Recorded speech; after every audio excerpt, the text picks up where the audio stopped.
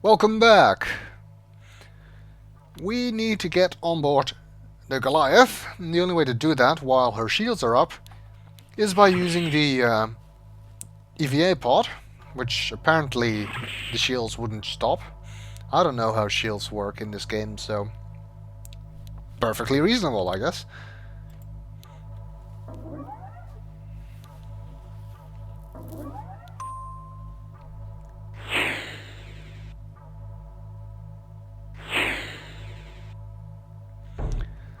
Well, you know the procedure for that.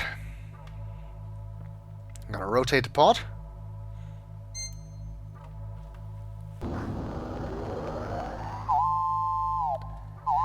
And get inside it. We don't actually have to fly it manually this time, though. Which I guess is a good thing.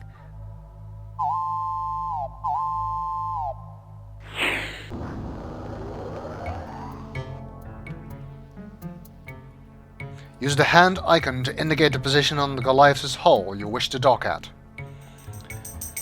By the way, since it's not possible to get back to the Eureka at this point, you'd better make sure that you have the cutting torch from the toolbox.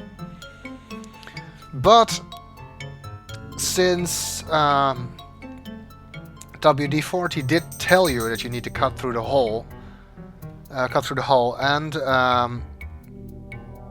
since it's impossible to get this far without having at least looked in the toolbox, because you would have needed the antacid tablets, the hole punch, basically everything from the toolbox that you could get besides the cutter this far. So it's pretty stupid if you manage to get here without having the cutting laser with you. Anyway, we need to indicate where we want to land, and this is the area we saw was safe on the schematic that Cliffy showed us.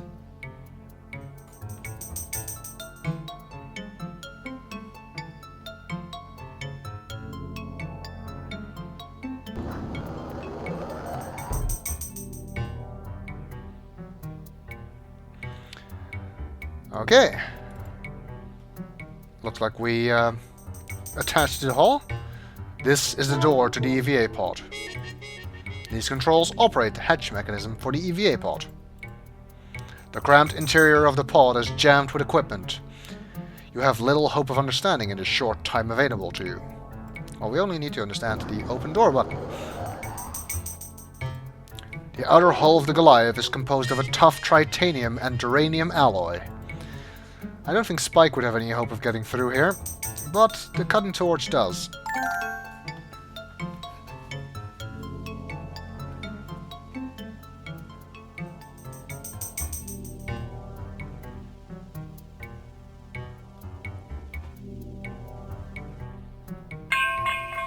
Having expended the laser torch's power pack cutting through the Goliath's super hard hull, you decide to leave the spent and bulky tool in the EVA pod. Too bad, might have come in handy.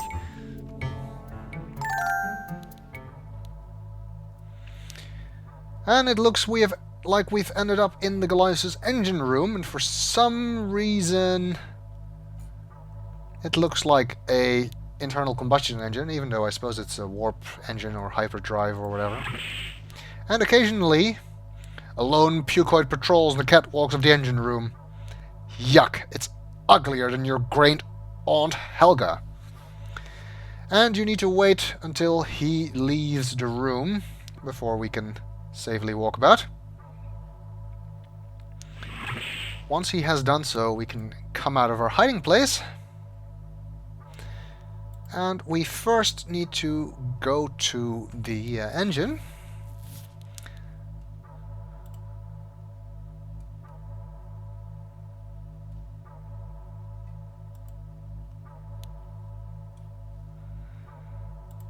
And take a look at this control panel. This panel controls critical drive operations, including electrical functions. The Goliath's state-of-the-art star drive can propel it at velocities greater than 10 times the speed of light, which can make for a heinously expensive speeding ticket. Who's enforcing speeding laws? You're also safe from the pucoid if you're standing here. The drive is offline because Bia took the Century Products Mark II Warp Distributor Cap. And we need to put it back. The warp distributor cap snaps into its receptacle with a quiet click, and the Goliath's star drive reawakens from its slumber. It's a bit of a weird thing to do at this point, I guess. Personally, I would have waited for it until we actually got control of the ship before repairing the star drive, because we've now given the mutants the ability to go where they will, if we fail. But you can't do it at any other time, and you do need to do it. Okay, now at this point we need to wait until the guard comes in and leaves again before we attempt to leave this room. Otherwise things will end badly, and you will get shot by their Super Soaker sludge guns and turn into a mutant yourself.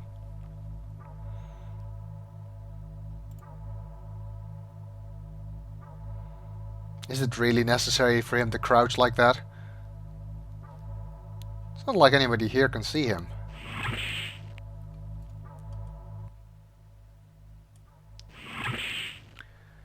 We're in the hallways of the Goliath, and I'm just gonna save here.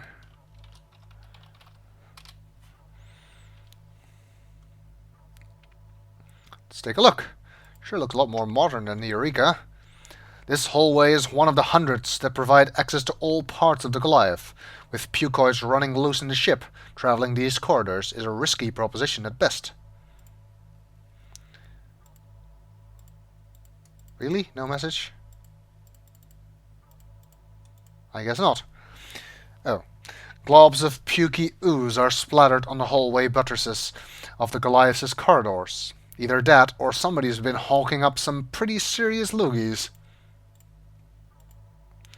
A nearby door gives the false impression that it will be easy to exit this corridor in a normal manner. And yes, false impression. Don't try it.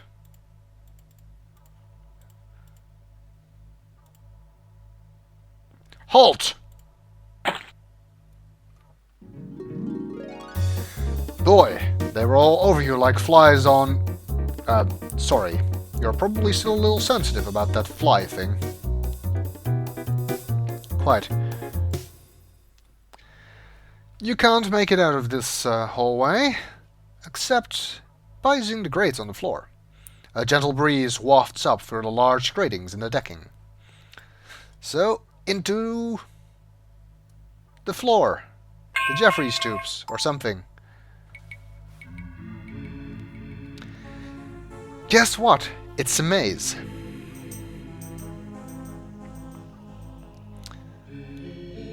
The maze isn't particularly dangerous. In fact, I don't think there's really anything here that can kill you. At least not in the maze itself. So, basically you just need some pencil and some paper. Map it out as you go. Fortunately, I have a map with me. So, we should start out by going north. Our end goal, actually, currently we're on deck 8. Our end goal is to get to deck 2, which is where the power controls we want are located. No, not on deck 1, deck 2. First we need to go north, and then we need to go east, but I'm going to go west instead.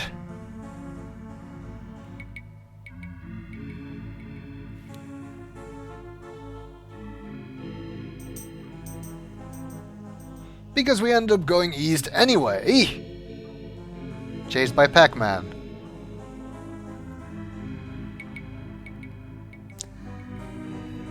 Not dangerous, pointless, but funny. Look at the hallways. You find yourself in a maze of twisty little passages, all alike. It doesn't say that, but it should. Right. Then we're gonna go north. Here it actually says which level we're on. And there is a door, which apparently we can't look at.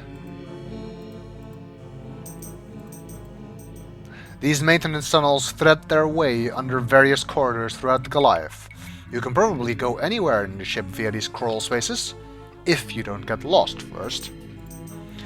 Anyway, the door leads into the turbo shaft, and unfortunately that is the only dangerous place there is during this maze exploration. Now we do need to get into several turbo shafts before we can actually get all the way up to level 2, which is where we're going. But we'll brave the turbo shaft in the next video.